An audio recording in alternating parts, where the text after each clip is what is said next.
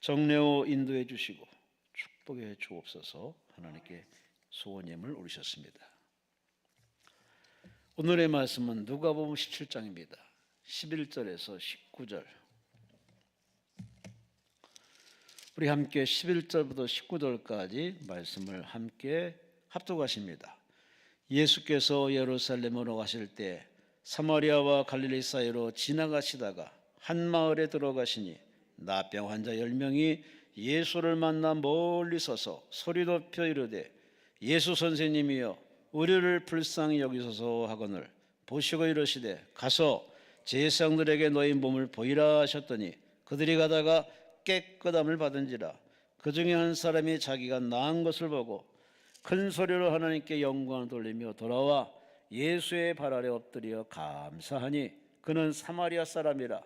예수께서 대답하여 이르시되 10사람이 다 깨끗함을 받지 아니하였느냐? 그 9은 어디 있느냐? 이 이방인 외에는 하나님께 영광을 돌리러 돌아온 자가 없느냐 하시고 그에게 이르시되 일어나 가라 내 믿음이 너를 구원하였느니라 하시더라. 아멘. 기도드리겠습니다. 고맙습니다. 감사합니다. 올 한 해를 달려왔습니다. 내일 성탄절을 전날 성탄 전야제 24일 3시 예배로 모였습니다.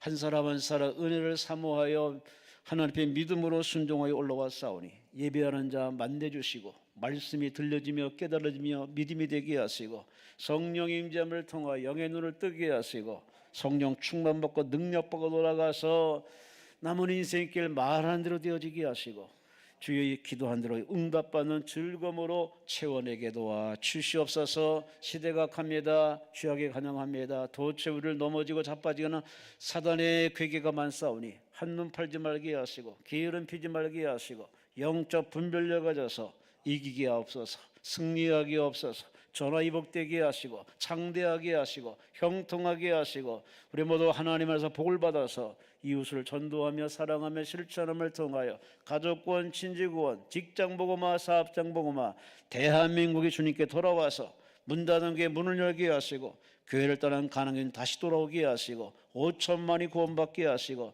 이북의 동포들을 다 끌어안고 기도하고 전도해서 남북한 8천만 민족이 하나 되어 함께 예배하며 함께 기도하는 그날이 올 수 있도록 하나님 복 내려 주옵소서. 하늘에는 영광이요 땅에는 평화인 이 성탄의 은혜가 대한민국에 넘쳐나게 하시고 유튜브 예배드리는 자들에게도 은혜가 임하게 하시고 이 시간 주 앞에 마음을 오픈하고 주님 바라보니 말씀하옵소서. 듣게 없어서 스스로 하나님 앞에 결단함을 통해 하나님을 전적으로 의지하는 믿음의 선택의 시간에 주님을 온전히 믿는 결단의 시간 되게 하여 주시옵소서. 시종을 성령께 맡깁니다. 귀한 예물 올렸습니다. 우리 장로님의 소망이 이루어지게 하시고 서한 통상 주식회사가 잘 되게 하시고 아들을 축복하시고 그 모든 기도 응답받는 즐거움이 있게 하시고 우리 예배자 모두에게도 동일한 은혜와 축복을 허락하여 주시옵소서. 내 믿음대로 될 것이라 싸우니 되어지는 즐거움이 우리 삶의 현역에 넘쳐날 줄로 믿습니다. 예배 시간 내내 하나님께 맡기며 감사하며 예수님 이름으로 간절히 축복하며 감사하며 기도리옵나이다. 아멘. 아멘. 오늘 본문 말씀을 가지고 제목을 따라합시다. 어디 있느냐? 어디 있느냐? 아멘. 벌써 한 해가 다 갑니다.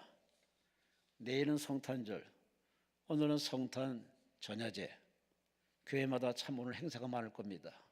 그래서 그런지 성도들이 많이 비어있네요. 하지만 비어있든 남아 계시든 다 하나님께서 우리에게 은혜 부어줄 줄로 믿습니다. 우리는 한 해를 되돌아보면서 하나님의 은혜를 많이 받고 받았는데 과연 그 은혜에 이 시간에 감사하는 마음으로 예배에 임하시는지. 우리 사람 구조 자체가 되어진 것만 감사하고 안 되어진 것은 감사할 줄 모르는 조금 불균형적인 우리의 감사가 너무 한쪽으로 치우쳐 있습니다. 오늘 한 해를 되돌아보면서 여러분 한 해를 어떻게 정의를 내리겠습니까? 여기 제가 좋아하는 시인 이혜인 시인 수녀지죠. 비록 천주교 수녀지만 참 심성이 곱고 신앙이 좋으신 예인 수녀가 쓴 시를 한번 낭독하겠습니다. 제목은 하늘을 돌아보는 길 위에서. 한번 들어보세요. 우리가 가장 믿어야 할 이들의 무책임과 불성실과 끝없는 욕심으로 집이 무너지고 마음마저 무너져 슬펐던 한 해, 희망을 키우지 못해 더욱 괴로웠던 한 해였습니다. 마지막 잎새 한 장 달려있는 창밖의 겨울나무를 바라보듯 한 해의 마지막 달인 12월의 달력을 바라보는 제 마음엔 초조하고 불안한 그림자가 닥쳐옵니다. 연초에 세웠던 계획은 실천했나요? 사랑과 기도의 삶은 뿌리를 내렸나요? 감사를 잊지 않고 살았나요? 달력 위의 숫자들이 눈을 크게 뜨고 담담히 던져오는 물음에 선뜻 대답을 못해 망설이는 저를 누구보다 잘 알고 계시는 주님, 하루의 끝과 한 해의 끝이 되면 더욱 크게 드러나는 저의 약점과 허물을 받아들이고 반복되는 실수를 후회하는 일도 이젠 부끄럽다 못해 슬퍼 만지는 저의 마음도 헤아려 주십니까? 정성과 사랑을 다해 제가 돌아보아야 할 가족, 친지, 이웃을 저의 무관심으로 밀어낸 적이 많았습니다. 다른 일을 이해하고 참아주며 마음을 넓혀가려는 노력조차 너무 추상적이고 미지근할 때가 많았습니다. 이웃과의 잘못된 관계를 개선하기 위한 도전과 아픔이 두려워 바쁜 일이나 거짓된 평화 속으로 자주 숨어버린 겁쟁이였음을 용서하십시오. 남에겐 좋은 말도 아니하고 덜어는 좋은 일도 했지만 좀 더 깊고 맑게 자신을 갈고 닦으려는 노력을 게을리한 위선자였음을 용서하십시오. 중간 생략하고 마지막을 읽습니다. 하늘을 돌아보는 길 위에서 저녁노를 바라보는 겸허함으로 오늘은 더 깊이 눈 감게 해 주십시오. 더 밝게 눈뜨기 위해. 하늘을 들여다보며 시인이 한 해를 정리하듯 이렇게 써내려간 시입니다. 구구절절이 감동된 얘기입니다. 거기에 중간쯤에 이렇게 시를 써내려갔죠. 감사를 잊지 않고 살았나요?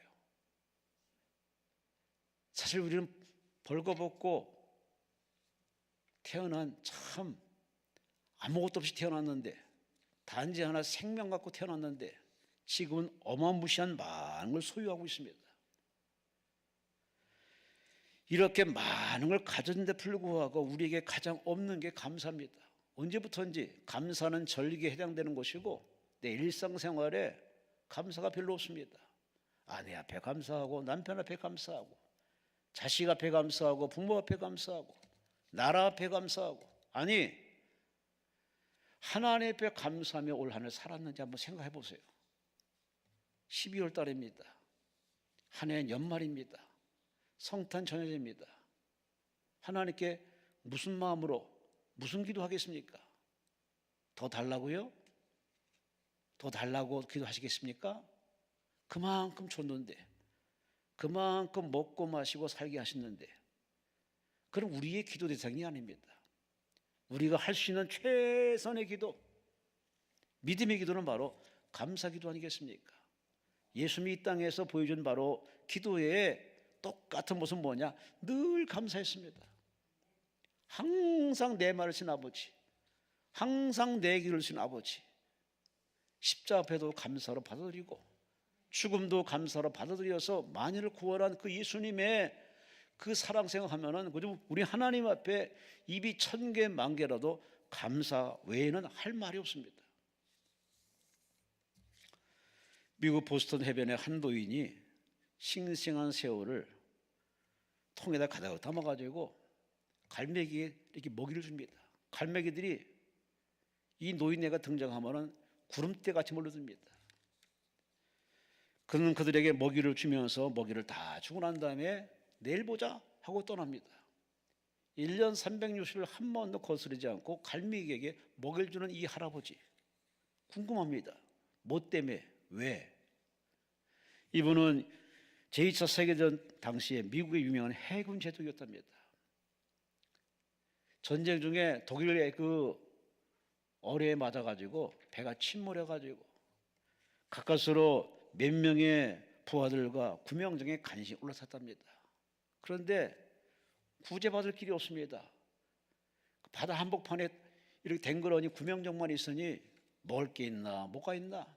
이래서 병사는 하나둘 죽어가고 마지막 이 사람도 이제는 기력이 다 해가지고 죽어갈 쯤에 두고 있는데 자기들 뭐 희끄무러운 게 하나 거기 딱 구명정에 와서 앉아있더랍니다.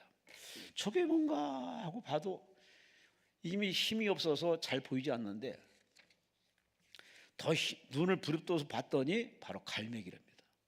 근데 갈매기가 날아가지 않는 거, 거기 그대로 있는 겁니다. 손을 뻗은데도 갈매기가 날아가지 않아서 잡았답니다. 힘을 다해서 잡아가지고 그놈을 잡아가지고 먹었답니다.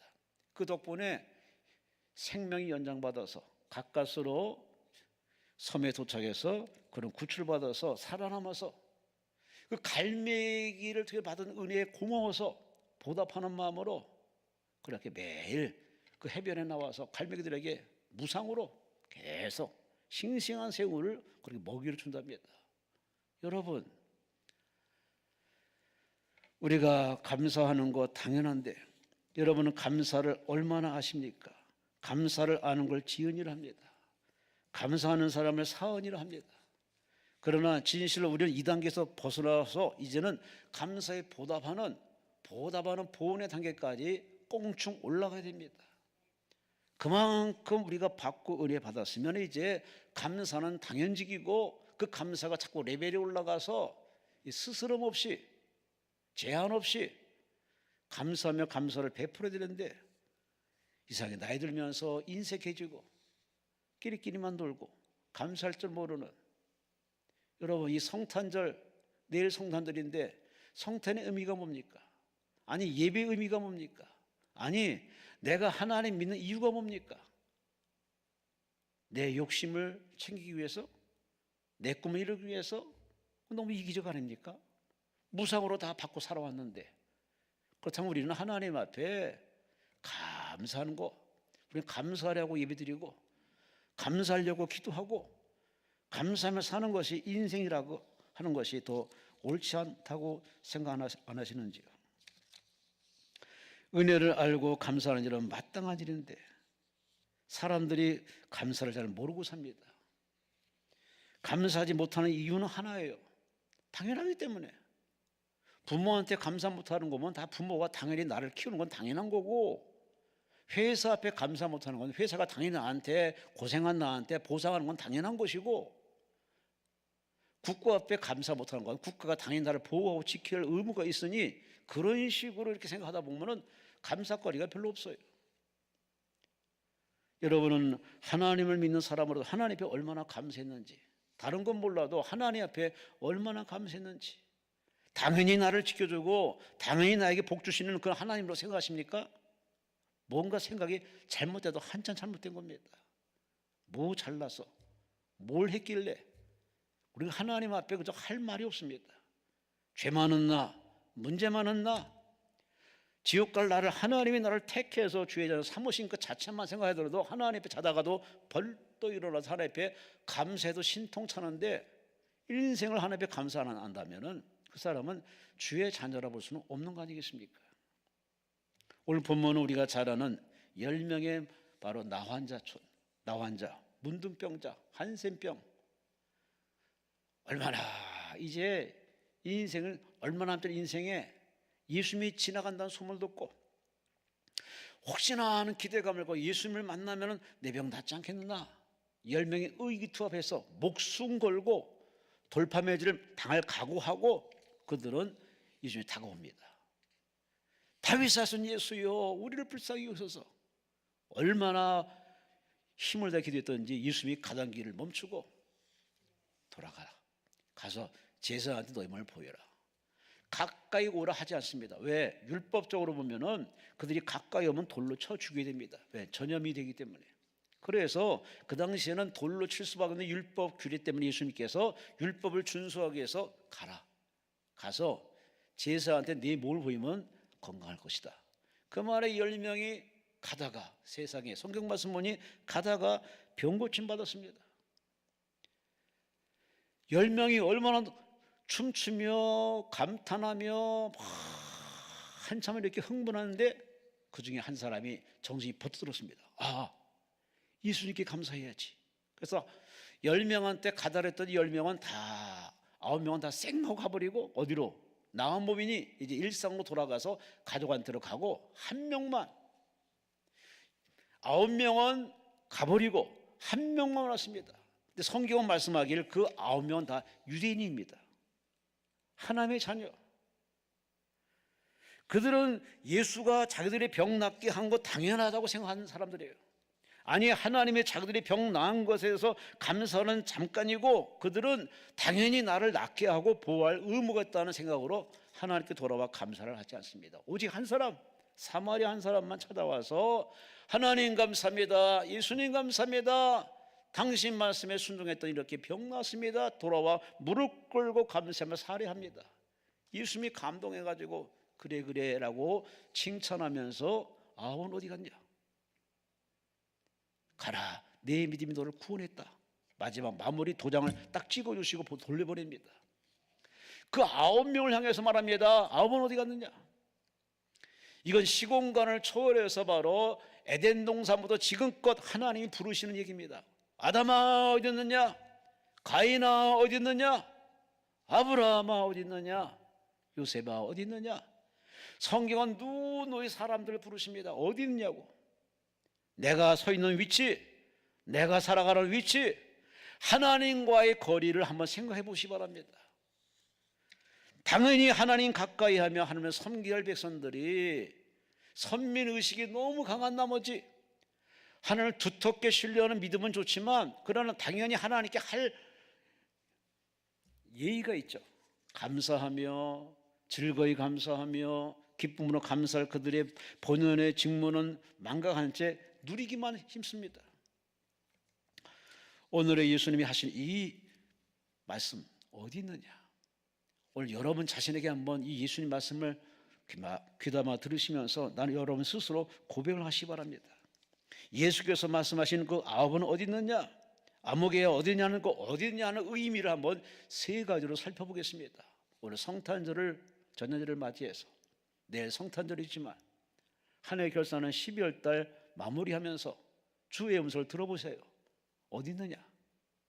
이 말의 의미를 세 가지 살핍니다. 첫째, 15절의 말씀에 이렇게 기록됐습니다.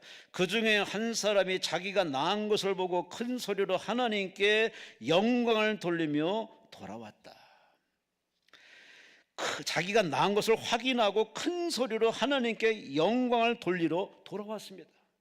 하나님께 영광을 돌리러 돌아오는 것은 당연히 은혜 받은 자의 당연한 몫인데 그 중에 한 사람만 자기 나은 것을 확인하고 주님께 돌아와서 감사하는 이 모습, 여러분은 어떤 자입니까?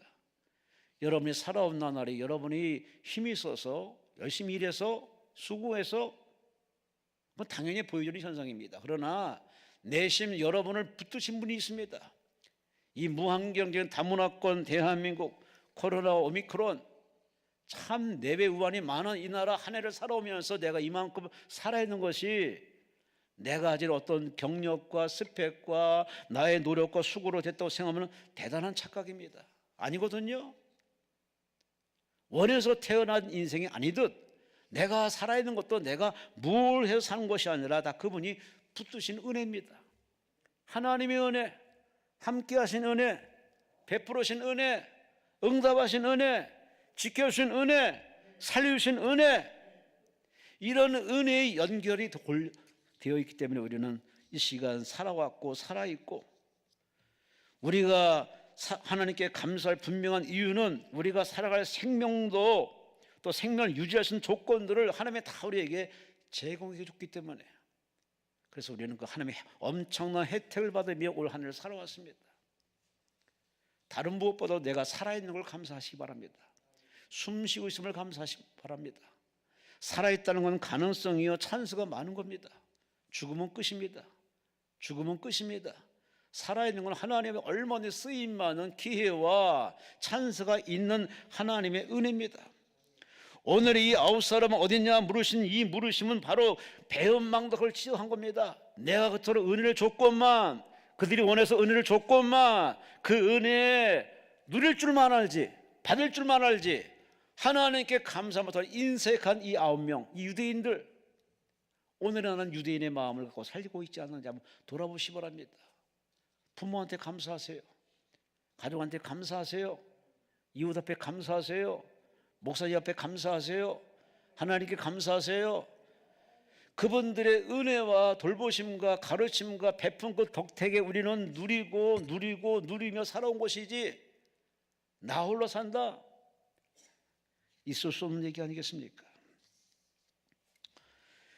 지금 우리나라가 쏜 위성이 달까지 간다, 그런 신문 기사 발표도 있습니다만, 참 대한민국이 우주 강국을 꿈꾸기 위해서, 우주 강국 되기 위해서 지금 대단한 노력하고 있습니다.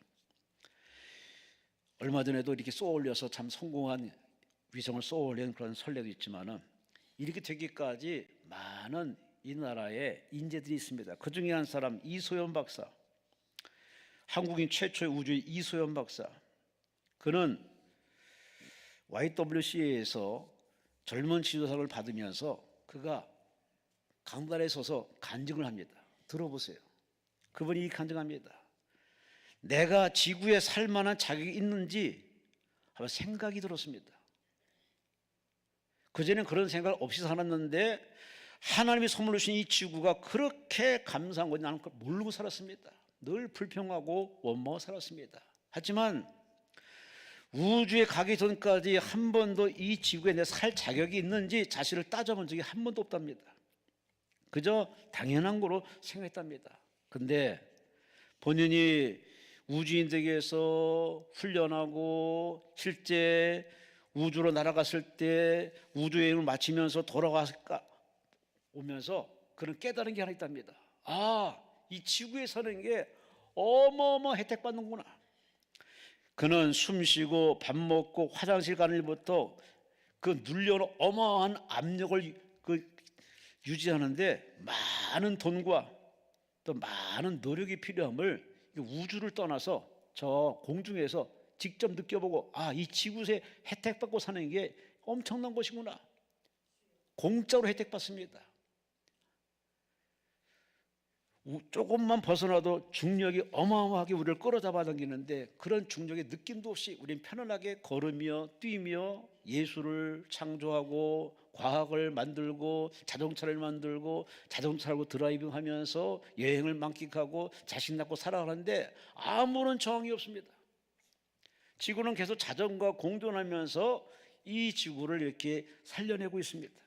여름, 봄, 여름, 가을, 겨울 계절의 변화를 주면서 이걸 전혀 돈 한 번 지불하지 않고 무상으로 공급받고 있습니다. 이게 과학의 힘이 아닙니다. 예술의 힘도 아닙니다. 지식의 힘도 아니에요. 전적인 하나님의 은혜입니다.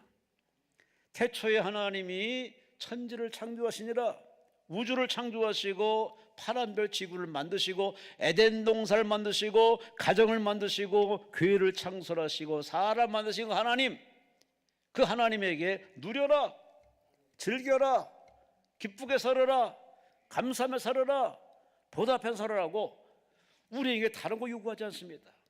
그런데 인생들은 에덴 동산 이후로 다 하나님 없이 살았습니다.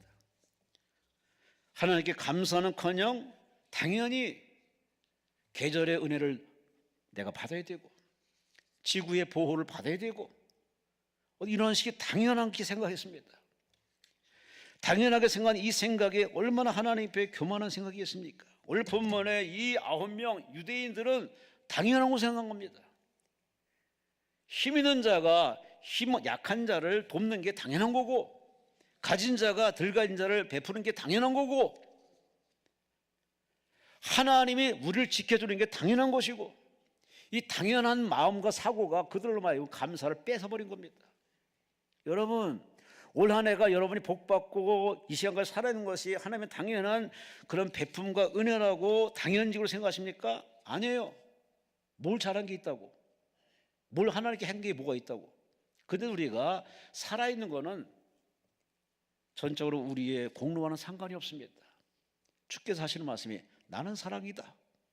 하나님이 하시는 말씀이 나는 사랑이다. 그 사랑을 직접 십자가에서 실천하신 예수님이, 다 베푸시고 하신 예수님, 그러므로 하나님이 사랑으로 우리를 택하셨기 때문에 우리에게 그 사랑을 베풀다 보니 먹을 거, 입을 거, 잠잘 거, 살 거 다 구급하시고 누려라, 기쁘게 살아라. 단 하나, 하나님 앞에 감사하며 살라. 할렐루야. 올 한 해 어떻게 살았던 하나님께 감사하시 바랍니다. 살아있는 거 감사한 것이고, 숨 쉬는 거 감사한 것이고, 여러분을 보고서 부러워하는 사람들이 있을 테니까요, 중환자실에 있는 그 걷지 못하는 사람들, 누워있는 사람들, 갇혀있는 사람들, 여러분이 걷고 활동하는 그 자체만이라도 너무 부러운 겁니다. 우리는 너무 가진 게 많습니다. 가진 게 많다는 게 참 축복의 증거인데, 이걸 감사치 못한다면 그 사람이 어딘가 고장난 겁니다. 인격이 고장난 겁니다. 박광규 씨가 이런 말을 책에 썼더라고요. 감사할 때부터 우리의 마음이 풍요로워지고 인생을 보는 시각과 깊이가 달라진다. 당연하죠. 내 마음에 감사가 충만하면 이 많은 것에 감사하고, 살아있는 것에 감사하고, 내가 누구와 살든 감사하고, 이 나라 대한민국 살아있음에 감사하고. 할렐루야, 할렐루야. 참 우리 민족 지금 풍요로운 민족입니다. 세계 여행 다녀본 대한민국이 얼마나 잘 사는지 알 겁니다. 근데 우리 민족은 감사하지 모릅니다. 너무 감사 없습니다. 당연한 거예요. 당연히 받아야 되고, 당연히 누려야 되고, 물론 좋아요. 그러나 적어도 하나님 앞에, 우리는 나라 앞에 감사하는 마음은 잃지 말아야 됩니다. 집 떠나면은 몸이 고생합니다. 아, 집이 좋다. 그래요. 한 번쯤 이렇게 축복을 잃어버리고 평강을 잃어버리면요, 내가 누리고 있는 이 자체가 얼마나 중요한 것이고 축복인 것을 깨닫게 되는 것입니다. 오늘의 이 9명은 돌아와 하나님께 영광 돌리지 못하는 이 안타까운 모습, 감사치 못하는 모습. 그래서 예수께서 하신 말씀이 어디 있느냐? 감사를 어지간히 안 하기 때문에, 감사할 마음이 없는 인생을 향해서 어디 있느냐? 그 말은 있을 때 잘하라는 얘기입니다. 있을 때 하나님께 감사로 영광 돌리는 철든 여러분과 우리 모두 되시기를 주의 이름으로 축원합니다.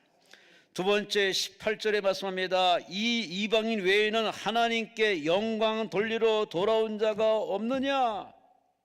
하나님께 영광 돌리러 돌아온 자가 없느냐? 어디 있느냐? 하나님께 영광 돌리는 인생들이 없어요. 다 내가 잘나가지고, 내가 노력해서, 내가 수고해서, 다 나의 솜씨, 나의 노력, 나의 작품이라고 자아자찬하는 인생들은 많지만 하나님의 은혜였습니다 하고 하나님께 고마움과 감사를 표시하는 사람들이 없는, 그때나 지금이나 똑같은 것 같습니다. 인간은, 사람은, 우리는 하나님의 은혜 없이는 살 수가 없습니다. 물고기가 물을 떠나서는 잠시 뻐끔뻐끔 살아요. 그러나 조만간에 죽겠죠. 근데 사람은 하나님이 떠나면요, 그 자체가 죽음이요, 지옥이요. 이런 사실을 한 번쯤 살아가면서 체험을 했는데 불구하고 자꾸 치매에 걸리는데 잊어버려요. 저는 빈소리인지 정말 우스갯소리인지 모르지만, 내가 저 인간 천국 가면 나도 안 간다, 그런 말 하는 사람 저는 봤어요. 그 사람 지옥이 얼마나 무서운지를 모르는 사람이에요. 할 말이 있고 못할 말이 있지. 지옥은 갈 생각, 꿈도 꾸지 말아야 되고 가지 말아야 됩니다. 그런데 저 사람이 천국 가면 나는 천국 갈 마음이 없다, 너무나 철천지 원수이기 때문에 그런 말을 쉽게 할지 모르지만, 그 사람은 하나는 알고 둘은 모르는 겁니다. 우리가 무엇이 있어서 뭘 했기에 내가 천국이라는 어떤 혜택받은 그러한 존재가 아님을 우리는 늘 잊지 말아야 됩니다.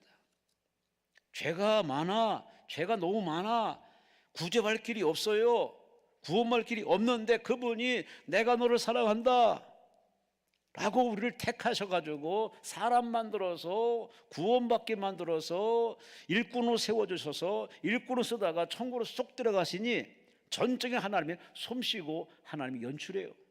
그렇다면 이런 어마어마한 혜택 받은 사람이 하나님께 입만 열면 감사, 때마다 감사, 하나님께 영광 돌려야 되는 거 당연직인데, 가끔 연말 되면은 연예인들 이렇게 시상할 때 보면은 그들이 수상소감을 보면 다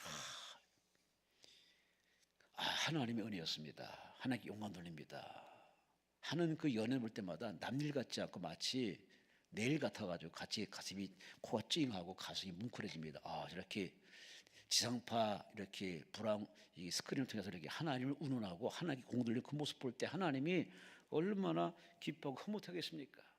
여러분, 그 시상식 때만 우리가 하나님께 인정할 것이 아니라 평소에도 일상생활에도 하나님 앞에 잠자리 들기 전에 아침에 눈을 뜨자마자 일하기 전에 일 마치고 나서 하나님 앞에 이건 다 하나님의 은혜입니다, 하나님 영광 받아주세요 라고 하나님 앞에 공과 영광 드리는 이 모습이 믿음의 모습이고 거듭난 남자의 모습이고 영의 사람의 모습이고 주의 자녀, 주의 신부된 모습 아닙니까? 모든 것이 하나님의 은혜, 지으신 분도 하나님, 부르신 분도 하나님, 보내주신 분도 하나님, 데려가는 분도 하나님, 모두 하나님의 손안에 있으니 그 하나님께 우리가 할 말은 감사밖에 없습니다. 그리고 하나님께 영광 돌리는 여러분과 제가 되시기를 주의 이름으로 축원합니다. 여기 그렇게 살다가는 한 사람을 소개하죠. 예배 때마다 이분의 예화는 단골로 나타납니다. 존 록펠러. 그냥 부자가 아니라 세계적인 부자. 한때 이 사람 더러운 자본가, 돈만 하는 치졸하고 더러운 얍삽한 자본가로 알렸던 이 사람, 그는 부를 축적하는 과정에서 악의 확신이 나볼 정도로 아주 닥치는 대로 그렇게 돈을 벌어들였습니다. 43세에 미국에서 가장 큰 회사를 소유하게 됐고 53세에 억만장자가 돼 세계 최대의 부호가 됐습니다. 이제는 겁날 것도 없죠. 그런데 나이 55세 때 위기가 옵니다. 꼭 인생의 위기가 오거든요. 그 위기는 죽으라는 신호가 아닙니다. 철들어라, 정신 차려라, 내게로 돌아오는 사인이거든요. 기관지 병이 생깁니다. 탈모증, 신경성, 위궤양, 탈진으로 이제 쓰러져서 병원에 갔더니 의사가 너무 약해졌습니다. 한 1년을 넘기기가 어렵겠습니다. 잘 드시고 그냥 요양을 잘 하시라고 사유송을 내린 겁니다. 그만한 재물을 다 놔두고 갈 생각하니 이게 잠이 오겠습니까? 아픈 건 둘째치고 그 어마무시한 재산을 놔두고 갈 생각하니까 너무 이거 안 되는 거예요. 그러다가 그는 문득 자기의 옛 모습을 생각합니다. 내가 누구지? 하나님의 자녀 아니야. 내가 하나님으로 살았는데. 그는 부모의 영향으로 침례교에서 자란 믿음의 사람입니다. 11조를 꼬박꼬박 해왔습니다. 돈을 많이 벌자 11조도 어려워지고 믿음 생활도 엉망진창되고 하나님 앞에 정말 형식적인 사람, 크리스찬이 되었습니다. 그는 자기의 본 모습을 깨닫고 침상에서 내려와서 무릎 꿇고 하나님께 통곡하며 회개합니다. 꼭 그런 날이 와요. 그 이상하죠? 있을 때 하나님께 돌아오면 얼마나 좋아. 그 의도 터지고 뺏겨야 그때서야 이제 돌아와요. 그게 사람의 본 모습인가 봅니다. 그럼 회개 기도를 하고 마음의 평안을 얻자마자 목사님을 찾아갑니다. 담임 목사님 찾아가서 프레드릭 게이츠 목사님과 상의를 합니다. 제가 이렇게 은혜를 받았는데 제가 이 제사를 어떻게 하면 좋겠습니까? 목사님 상담을 요청합니다. 목사님이 충분히 들었고 하는 말이 제단을 하나 만드시오. 제단을 만들어서 구제 사업에 헌신하시오. 그 말에 그렇게 하겠습니다. 그때부터 이제 재산의 수입의 절반을 하나님께 드립니다. 그는 시카고 대학 등 12개의 종합대학을 세웁니다. 12개의 단과대학, 뉴욕의 리버사이드 교회, 그리고 5,000개가량에 되는 교회당을 건축합니다. 한두 개가 아닙니다. 4,928개의 교회당을 건축해서 하나님께 봉헌합니다. 그는 98세까지 1년만 못 사는 사람이 98세까지 삽니다. 나중에 이 사람이 죽기 전에 죽음이 저만치서 오는 걸 느끼고서 그가 마지막 한 말이 있습니다. 들어보세요. 나의 하나님, 인생의 전반기 55년은 쫓기며 불행하게 살았습니다. 하지만 그 이후에 회개하고 난 그 이후에 43년은 정말 행복했습니다. 그동안 저를 지켜주신 주님의 은혜 감사합니다.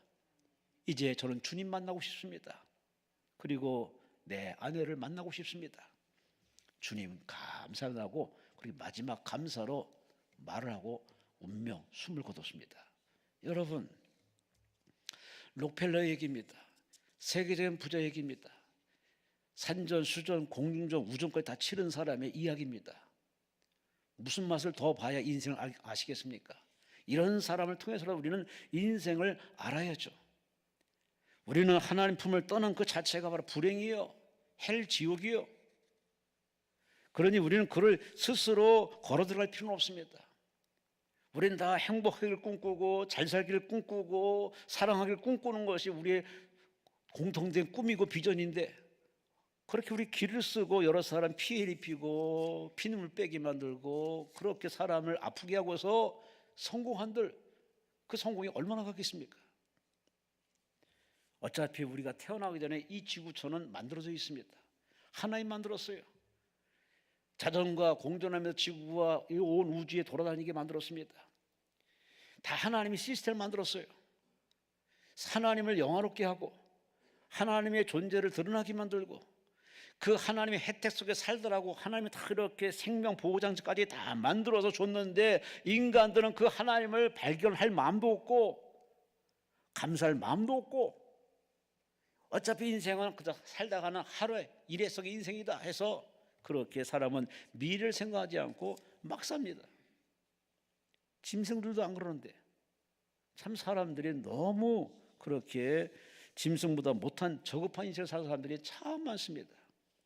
그건 뭐 안 믿는 사람이라 치고 교회 다니는 사람, 예배 드리는 사람, 성경 한 권씩 읽은 사람들이 하나님 앞에 감사는 당연한 건데 그 당연한 감사는 안 하고 축복만을 당연히 받기를 원하는 이 묘한 심리는 뭡니까?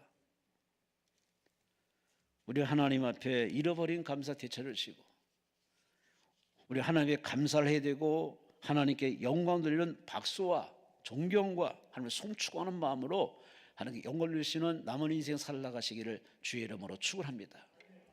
마지막으로 19절에 어디 있느냐 물으신 이 의미는 뭘까요? 19절 말씀입니다. 그에게 이르시되 일어나 가라 내 믿음이 너를 구원하였느니라. 너를 구원하였느니라. 따라합시다. 구원하였느니라. 아멘. 아멘. 오늘 예수께서 이 사마리아 사람에게 마지막 주고 싶은 바로 축복을 주십니다. 그게 뭐냐? 구원의 은혜입니다. 못 만나면 뭐해? 못 먹으면 뭐해? 구원받아야지. 이 사마리아 사람은 마지막 주님이 주고 싶은 가장 소중한 축복을 주려고 기다렸습니다. 그러니까 10명 모두에게. 그런데 9명은 다 돌아가 버렸어요. 당연한 것이니까. 사람이 화장실 들어갈 때와 나올 때 마음이 다르듯이 아플 때는 뭐 하나님도 좋고 못 좋고 다 찾아요. 근데 막상 낫고 나면은 하나님도 잊어버리고 다 잊어버려요. 이게 사람의 모습이에요. 바로 죄인의 모습이에요. 근데 이 사마리아 사람은 혼혈아 이 사마리아 사람은 그 유대인들의 선미성에 가득한 그 유대인들을 다 마치 부끄럽게 만드는 이 행위를 보세요. 그는 돌아와서 하나님 감사합니다. 하나님께 영광 돌립니다. 당신의 은혜고 하나님의 은혜입니다. 예수님이 감동한 나머지 그에게 말씀합니다. 가라 내 믿음이 너를 구원했느니라. 할렐루야. 구원의 축복을 받으세요. 구원의 감동 속에 사세요. 날마다 구원의 은혜를 누리며 사시기 바랍니다. 일상의 구원, 생활 속의 구원은 물론이요, 죄에서 구원은 물론이요, 영원 구원까지 이 구원의 축복을 받는 사람이 진정한 마무리 인생을 잘한 인생인데 그냥 병만 나은 것만 좋아하고 히히하고 웃고 돌아가는 사람들, 이게 대부분의 크리스천들입니다. 그러니 교회가 발전이 없어요.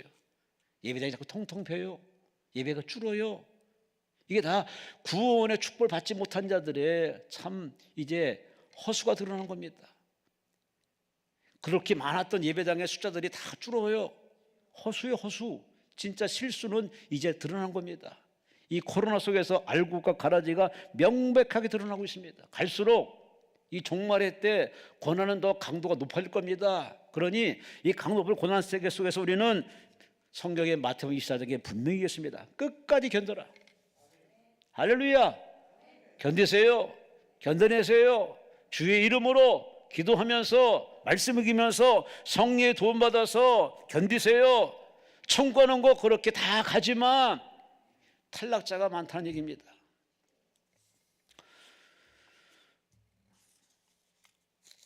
구원의 은혜에 비하면 다른 은혜는 아무것도 아닙니다.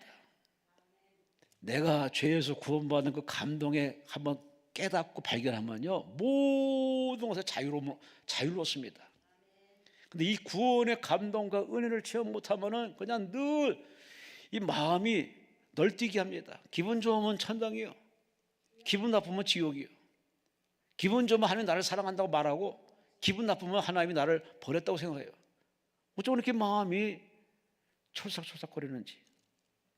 구원의 감동과 감격에 겨워 사는 인생이 성도의 삶인데 올 한 해 어떻게 사셨습니까? 여러분 마음에 이 구원의 감동과 감격이 아직도 젖어서 철철 입에서 찬송으로 감사로 흘러나오고 있다면 그 사람은 참 다행입니다. 오늘 한 사람이 이스라엘 랍비 선생님을 찾아왔습니다. 선생님, 무슨 문제로 왔나? 저희 집 방이 하나인데 9명이 살고 있습니다. 어떻게 됩니까? 방을 넓힐 만한 돈도 없고 9명은 살아야 되고. 그러니 랍비가, 그래? 그럼 내가 시키는 대로 하겠나? 뭐라도 말씀하세요. 그럼 염소 한 마리를 갖다가 방에 놓고 같이 자. 예? 염소요? 아니 9명도 좁은데 무슨 그냥 내가 시키는 대로 해. 그러고 다 나를 찾아와. 그래서 참 불편하지만 시키는 대로 이제 염소 한 마리 갖다 놓고 9명 그 속에 염소를 들놓고 잡니다. 이거 잠이 오겠습니까? 염소는 울지, 부딪히지, 냄새를 똥을 싸면서 냄새는 나지. 다시 이제 랍비를 찾아왔습니다. 선생님, 너무 더 못 살겠습니다. 그랬더니 랍비가 웃으면서, 그래, 그러면 이제 염소를 내보내고 일주일 후에 다시 찾아와. 그 일주일 지나서 찾아왔더니 이 사람이 말하기를, 선생님 너무 행복합니다. 염소가 없어서 너무 행복합니다. 우리 9명만 딱 있어도 너무 좋습니다. 분명히 바뀐 게 하나도 없어요. 그 규모의 그 방 사이즈의 숫자는 똑같아요. 단지 염소가 들어왔다가 나갔을 뿐입니다. 그 인식의 차이 어떻게 생각하십니까? 여러분, 다 내 마음의 좁쌀이면요 세상이 다 좁쌀처럼 보여요. 내 마음이 정말 싸하면요 세상이 다 싸하게 보여서 다 믿을 놈 없고 믿을 사람 없이 보여요. 다 내 마음의 문제예요. 마음의 크기의 문제예요. 마음이 더러우면 세상이 다 더러워 보입니다. 그다음 마음이 깨끗하고 마음이 순수하고 마음의 사랑이 넘치고 마음이 크면요 세상이 다 이뻐 보이고 전달대상으로 보이고 다 감정으로 볼 수밖에 없어요. 상황은 똑같지만 인식이 바뀌어 축복을 깨달은 이 사람의 얘기가 바로 우리에게 시사하는 바가 큰 겁니다. 그래서 하나님은 인식을 바꿔주기 위해서 지금도 하나님 여러분의 끊임없이 여러분을 터치하면서 여러분을 깨트려서 여러분을 조율하고 계십니다. 환경은 그대로 놔둬요. 환경은 놔두고 단지 여러분부터 바꿔주십니다. 내가 변화되어야 겉사람이 아니에요. 내 속사람이 변화되어야 보는 눈을 제대로 보고 말도 제대로 하고 제대로 그 일을 검증하며 살아낼 수 있기 때문에 하나님은 우리에게 문제라는 채널을 통해서 우리를 하여금 깨트려서 새 사람 만드십니다. 어제의 사람이 아니라 오늘의 사람, 일반적인 사람이 아니라 믿음의 사람. 그러니 하나님 가까이 오면 하나님이 이렇게 혜택과 은혜를 주신다 그 말이에요. 그래서 말세에 모이리 힘쓰라, 예배 잘 드려라. 그렇게 신신당부한 거는 어떤 교회 차원의 어떤 교회를 이렇게 보여주기 위해서 하는 것, 그런 식으로 생각하지 말라니까요. 교회 나간 건 당연히 나가는 겁니다. 예배드리는 건 당연히 하는 겁니다. 하나님 근데 우리를 부르신 이유는, 그것보다는 가장 소중한 이유는 뭐냐? 날마다 우리를 하나님 가까이 할 때 하나님께서 우리에게 주시는 그 구원의 은혜를 맛보고 체험하기를 통해서 그러한 무엇을 먹을까, 무엇을 마실까, 무엇을 입을까 염려하는 일반적인 수준에 머물러서 늘 전쟁을 살지 말고, 하나님은 나 같은 사람을 사랑해서 구원하는 그 은혜에 다시 한번 하나님 그분이 만져주시면요, 작은 것에도 감사하고 예만한 것에도 감사하고 살아있음에 감사하고, 지금은 어렵지만 하나님이 함께 하시면 반드시 전화위복이 될 줄로 믿습니다. 창대할 줄로 믿습니다. 이 정도까지 하나님은 사람을 만들어 주십니다. 바꿔주십니다. 세상 학교에서 가르치지 못하는 진정한 진리, 참 지식을 하나님을 가까이 있는 자에게 주시는 은혜입니다. 이게 예배 시간에 주시는 은혜예요. 그래서 예배를 잘 드려야 돼요. 예배의 실패는 모든 것이 실패입니다. 예배의 성공은 모든 것에 성공일 수밖에 없어요. 없는 것으로 인해 원망하지 마시고 이미 주신 것으로 인해 감사하세요. 사라진 것으로 인해 불평하지 마시고 남아있는 것에 감사하세요. 약한 것으로 고민하지 말고 아직도 내게 남아있는 강한 것이 있어요. 앞을 못 보는 사람은요, 이 청력이 대단히 발달합니다. 왜? 그래야 살 수 있기 때문에. 우리는 무조건 없는 거, 잃어버린 거에 애걸어 가지고서 마음의 상처를 자꾸 긁어 가지고서 죽일 놈은 살 놈, 저놈이 천당 가면 나도 천당 안 간다, 그런 식으로 말하는데 얼마나 한심한 얘기인지 모르겠어요. 내가 바뀌지 않으면요, 그 사람 안 바뀌어요. 내가 변화되지 않으면 그 문제 바뀌지 않아요. 내가 변화돼야 돼요. 그래서 나를 변화시켜서 하나님 우리를 갖다가 고난통에 집어넣고 고난학교에 들어가서 졸업할 때까지 끊임없이 예배드리게 만들고 기도하게 만들고, 그분이 다양한 방법을 터치해가지고 처음에는 모난 나의 모습이 이제 예배 후에는, 기도 후에는 둥글둥글하는 긍정의 사람으로 바꾸시고 사랑의 사람으로 바꿔주십니다. 결론을 믿음 짓겠습니다. 어디 있느냐? 아담이 묻습니다. 아담아 어디 있느냐? 가인에게 묻습니다. 가인아 어디 있느냐? 오늘의 이 9명에게 10명이 묻습니다. 9명은 어디 갔느냐? 오늘 우리에게 묻습니다. 어디 있느냐고. 여러분이 서 있는 자리, 이제 하나님과 얼마나 가깝습니까? 오늘의 이 사마리아 사람은 주께 돌아와 감사합니다. 영광 돌립니다. 그리고 진정한 축복, 구원의 축복을 그분으로부터 직접 듣습니다. 내 믿음이 너를 구원하느니라. 이 확정적인 축복을 받고 돌아가시기를 주의 이름으로 축원합니다. 그게 예배의 끝이고, 그게 기도의 끝이고, 그게 인생의 끝입니다. 구원의 체험이 없는 사람이 무슨 천당 가겠습니까? 오늘 성탄 전야제 24일입니다. 연말입니다. 신년에 여러분이 어떤 비전 가지고 또 도전하겠죠. 그 전에 먼저 여러분 자신의 버릴 거 버리고, 끊을 거 끊고, 정리할 거 정리하시고, 내 안에 가장 소중한 바로 감사를 잃어버리고 감사를 하지 못한 나의 어정쩡한 태도, 이거부터 청산하시고 1년 동안 지켜주신 하나님에 감사하시고, 임하는 거 감사하시고, 살아있음에 감사하시고, 성탄을 맞이할 수 있음에 감사하시고, 또 하나님이 기회 주시면 2023년 새로운 신년을 주신 거에 감사하시고, 할렐루야, 할렐루야. 자나깨나 앉아나서나 하나님 앞에 입만 감사, 눈만 뜨만 감사, 가족 앞에 감사, 사랑하는 사람 앞에 감사, 원수 앞에도 감사.